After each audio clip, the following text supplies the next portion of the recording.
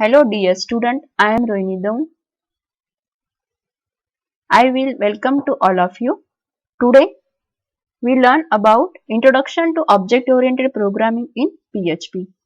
In the previous lecture, we were discussed about classes, then objects, how to create classes, then object, access visibility, then how to access methods and property by using objects and the example on this topic.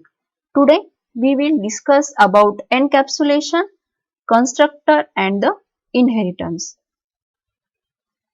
Encapsulation is about grouping of functionality and related data together into a coherent data structure, means the classes. It is the ability to hide details of implementation. Encapsulation refers to two basic concepts. First one is the protection of class internal data from code outside that class, and second one is the hiding of details of implementation. Here we create a class which perform the arithmetic operation like as addition and the subtraction. In this class, here we declare two variables publicly. First one is $a and second is the $b. Then after that, here we create one function for performing the addition operation. Then here $a and the b, addition up to this number stored into the third variable and display this result. Also same like as the add method, second function is the sub. In this function it will perform the subtraction of these two numbers and display the result. After that, here we create a object for this cal class, and this object access methods and the properties. Here we can call by using the object function add and the function sub. Function add performs the addition of two properties $a and b, and the function sub perform the subtraction of two properties $a and b.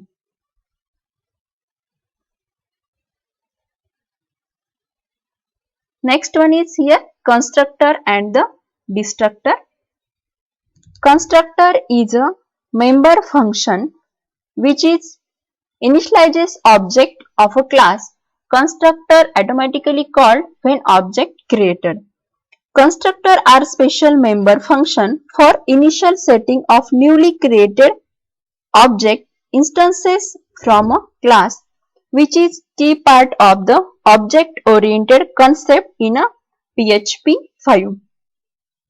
Constructor are the very basic building blocks that defines the future object and its nature.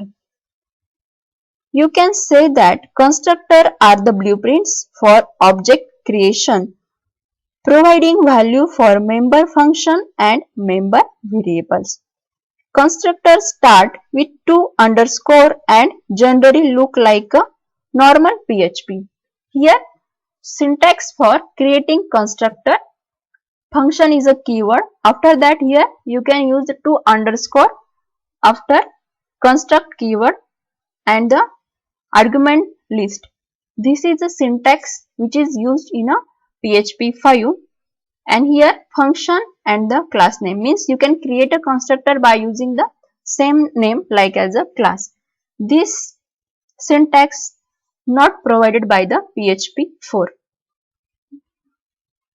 There are some advantages by using the constructor.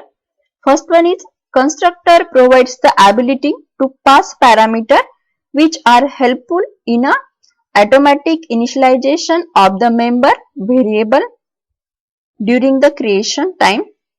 After that, the constructor can have many parameters as required, and they can be defined with the default arguments. Here one example for the how to create a constructor. Here we create a class stud and having property name which is publicly declared. After that here we can create a construct by using the construct magic function. In this constructor we can assign the name value by using the $this pseudo variable, and here one more function which is show name of the student. After that here we can create an object for the stud class, and here we can pass the parameter to the constructor. Here $s1 is equal to new stud, and here we can pass the parameter ram, and after that here $s1 call to the function show name. Whenever here $s1 directly call to the constructor by using this magic function.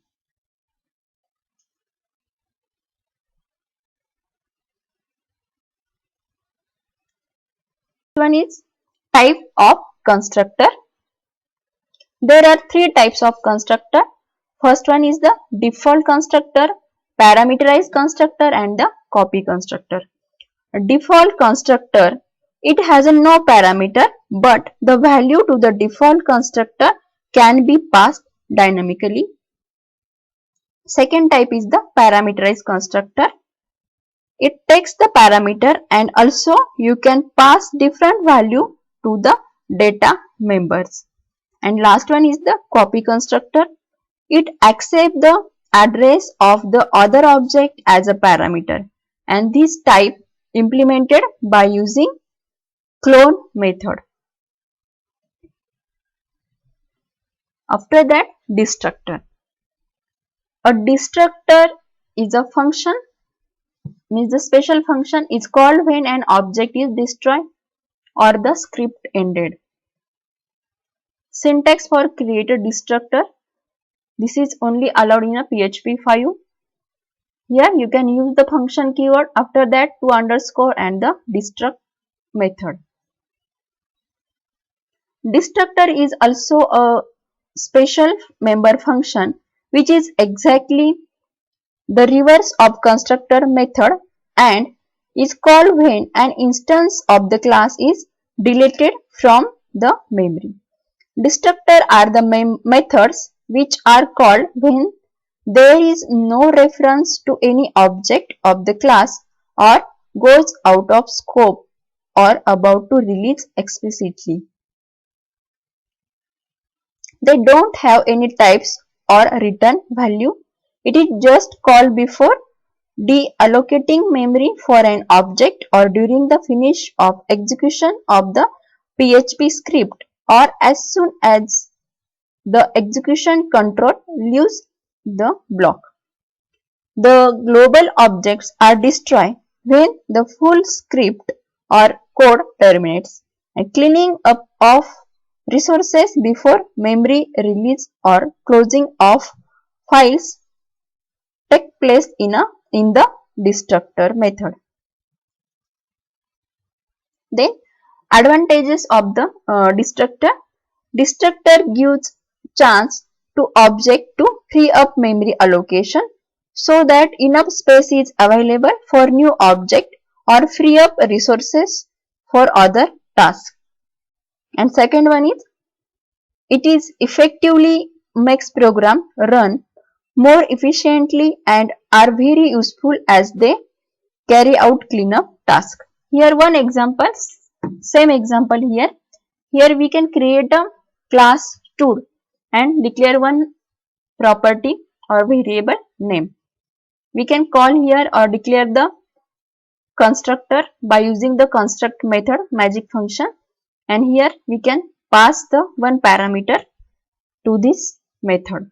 After that here we can declare the destructor by using the double underscore destruct, and here also pass the parameter.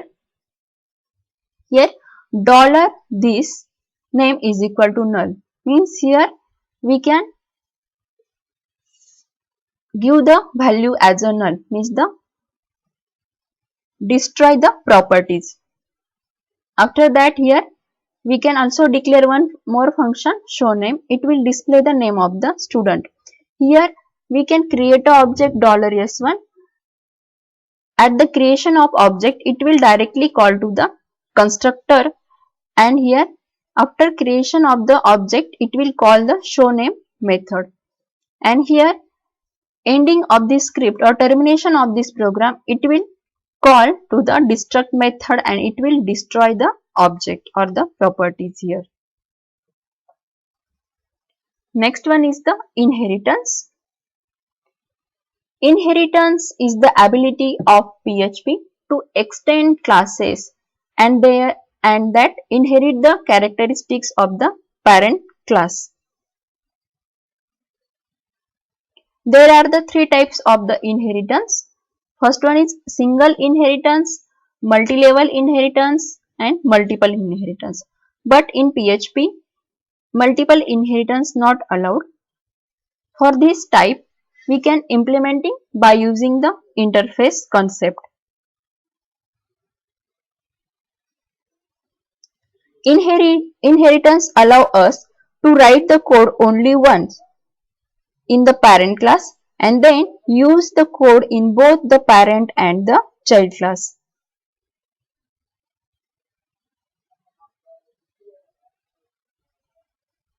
This is the main advantage of the object-oriented programming is the ability to reduce the code duplication with the inheritance. And code duplication occurs when a programmer writes the same code more than once, and a problem that inheritance try to solve this problem. In inheritance, we can have a parent class with its own methods and property and also child class or classes that can use the code from the parent class by using the inheritance concept. We can create a reusable piece of code that we write only once in the parent class and use again as much as we need in the child classes. Here, this is the pictorial form of the single inheritance and the multi-level inheritance. In the single inheritance, there is only one parent class and only one child class, and all properties of the parent class which is inherited by the class B. Means here we can also call parent class super class or the base class, and for the child class we can also call subclass or derived class. Same in the multi-level inheritance. One best example for the multi-level inheritance is the class A, means this is the grandfather, class B as a father and class B is a grandson. This is the multi-level inheritance. We can, in this type, we call class A as a parent class, super class or the base class, or class B we also call the intermediate class, and for the class here class C we can also call as a child class, subclass or a derived class. After that, how can a class inherit the code of another class? For this, we can use the extend keyword. Then syntax for the creating parent class and the child class. This is the general case. Here you can create a class parent and then declare the declaration of the class parent, means the parent class code. You can create a properties and also create the methods in this section. After that, you can inherit all these properties and methods into the child class. You can create child class by using the class keyword, then name of the child class, and here you can use the extend keyword which is very important, and then you can provide here the name of the parent class which is created earlier. In this section, the child class can use the parent class code, means which is inherited all these properties and methods of its parent class and also create its own code, means the properties and the methods which is need for the child class. Class student, which is child class for the classroom and which is extend from the classroom parent class. Here one property for this class student name. Here we can create two functions or the method for the student name, and here we can show the name of the student.